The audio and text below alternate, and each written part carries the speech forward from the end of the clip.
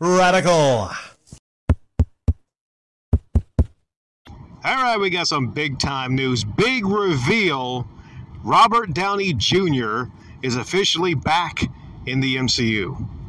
The person that pretty much started everything with Iron Man back in 2008, it's crazy to think that was all the way back in 2008, started what has been a franchise of movies, just the Avengers movies alone, to rival, if not surpass, franchises like Star Wars. Marvel movies at one point were must-see blockbusters. Nowadays, after Endgame, we got a lot of stinkers. Okay? So the movies aren't nearly as good as they used to be. When did I check out? I checked out around the time of Endgame.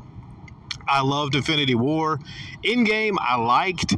I didn't love Endgame, but that's around the time that I stopped paying attention. Now, I still got to get around to watching Batista in Guardians of the Galaxy 3. So there's a couple I need to check up on. I heard Thor Love and Thunder wasn't really that good. There were some issues with the actor that played Kang, because they were going in the direction of Kang being the next big bad. You know, first it was Loki with the Avengers movies, then it was Thanos, and then they transitioned into Kang. But there ain't no Kang anymore. It's another villain, which is Doctor Doom. Doctor motherfucking Doom. It's a big moment. It's a big moment when Doctor Doom makes his appearance in the MCU movies. But here's what doesn't make sense. And I don't mean doesn't make a little bit of sense. I mean doesn't make any sense at all to me. And help me understand this.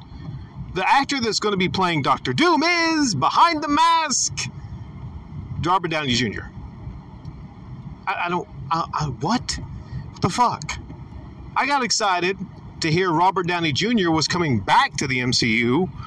Maybe a multiverse version of Iron Man. Maybe they'll do a time skip. Maybe they, I don't know, go back in time, bring Captain America back, maybe go back in time. And, I mean, they probably wouldn't do that because that changes around the events of Endgame. But it could have been done. But I'm thinking multiverse. You have a different version of Tony Stark coming in to be Iron Man.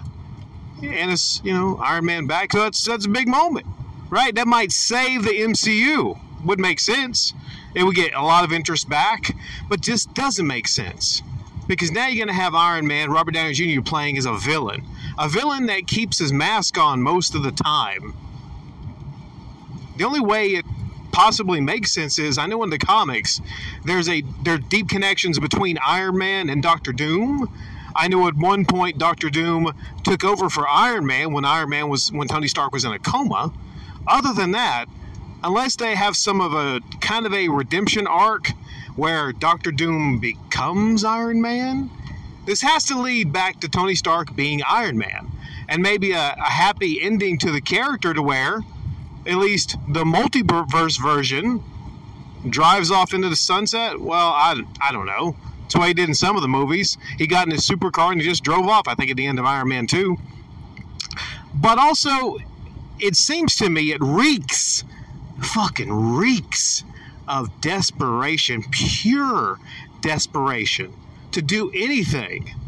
Because the MCU, or some people call it the MCU right now, with all the Marvels movies and all that crap, I mean, it's a Disney problem across the board.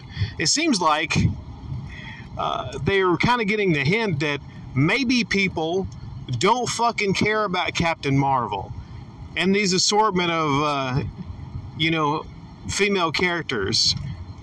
I mean, nothing against female characters, but making all the movies to where the female characters are the strong she-woman and they can beat all the male characters easy. It's obvious what they're doing. It's like they're weaponizing these type of movies for their, the Forces female type movements. That's across the board. Star Wars, Marvel, all that shit. It's owned by the same fucking company, right? So my thinking is they actually are getting around to it and they want to make money again. These these companies that are pushing all this crap. They want to make money again, so they want to take us back to a time of warm and fuzziness back in 2008, 2012, before all this shit, this woke shit started infesting all of our Disney and Marvel movies. Okay, I got it. But why Doctor Doom? Whenever you see Tony Stark there, people are going to yell, Iron Man! Iron Man, yeah! That's Iron Man. It's not Doctor Doom. Like I said, unless there's some kind of a story to where, like, you make it to where he becomes Iron Man, or Doctor Doom is Iron Man-esque, something like that.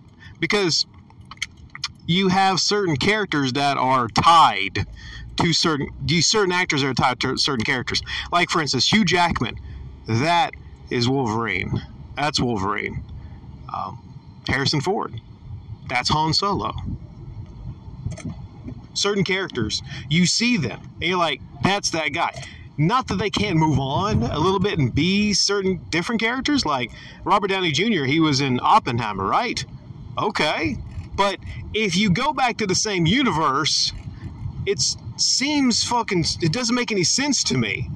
Because that breaks all the continuity, unless they really are great at telling the story. But yeah, like I said, it reeks of desperation to me. Is it kind of cool? I mean, yeah, it is. I mean, I'm going to admit, I love Robert Downey Jr. He's a great actor. But why Doctor Doom? Why anyone but Iron Man?